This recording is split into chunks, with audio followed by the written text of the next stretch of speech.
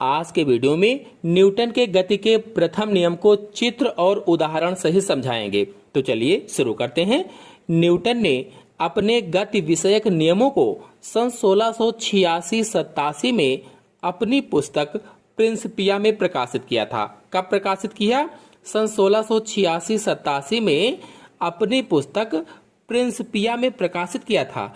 और इनके नियमों को न्यूटन के गति के नियम भी कहा जाता है। न्यूटन के गति के नियम। तो न्यूटन ने गति विषयक 3 नियमों का प्रतिपादन किया था और इन नियमों के आधार पर आकाशीय तथा पार्थिव पिंडों की स्थितियों के विषय में जो भविष्यवाणियां की जाती हैं वो पूर्णतः ठीक बैठती हैं।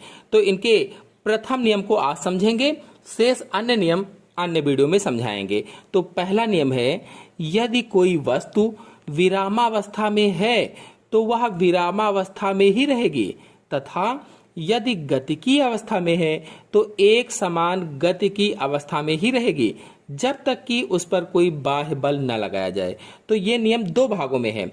पहले भाग में इन्होंने बताया कि यदि कोई वस्तु है वो विराम अवस्था में है तो वह विराम अवस्था में ही रहेगी, और फिर दूसरे भाग में इन्होंने बताया कि यदि एक समान वेग से सीधी रेखा में चल रही है तो वैसे ही चलती रहेगी जब तक कि उस पर कोई बाह्य बल लगाकर उसकी वर्तमान अवस्था में कोई परिवर्तन न किया जाए। इसका मतलब न्यूटन का प्रथम नियम यह बताता है कि किसी वस्तु की विराम अथवा गति की अवस्था में परिवर्तन करने के लिए वस्तु पर कोई बाहरी बल लगाना जरूरी है, क्योंकि इन्होंने क्या कहा है कि जब तक कि उस पर कोई बाह्य बल न लगाया जाए, यानी चाहे वो विराम अवस्था में है तब, चाहे वो एक समान गति से चल रही है तब, उसमें अगर परिवर्तन करना है तो कोई बाह्य बल लगाना आवश्यक होगा।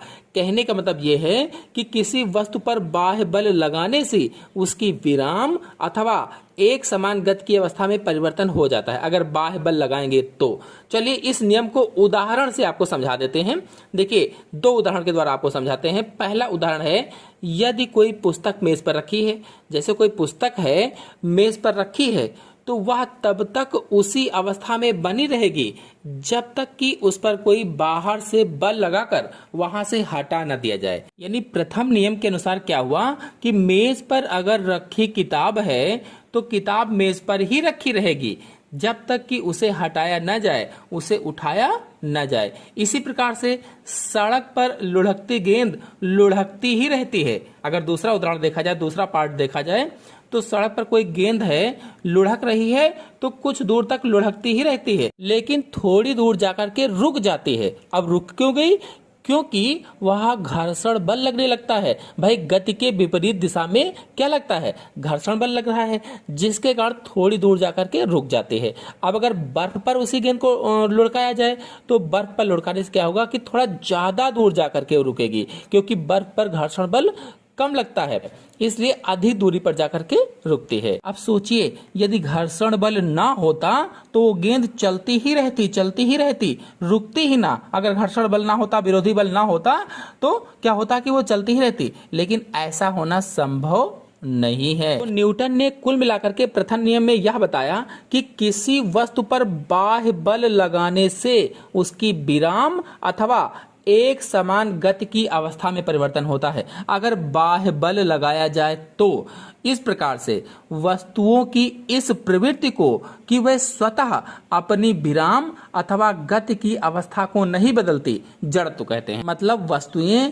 स्वयं ही अपनी विराम या गति की अवस्था को नहीं बदलती हैं तो उसे ही क्या कहा जाता है? जड़त्व कहा जाता है। जैसे मेज पर पुस्तक रखी थी तो मेज पर पुस्तक रखी है, अपने मन से उसका स्थान नहीं बदलेगा। गेंद जैसे ऐसे ही रखी हुई है तो ऐसे ही रखी रहेगी जब तक उस पर बल न लगाया जाए, तो अपने मन से उसकी अवस्था में चेंज नहीं हो रहा है, तो इसी चीज को क्या कहा जाता है?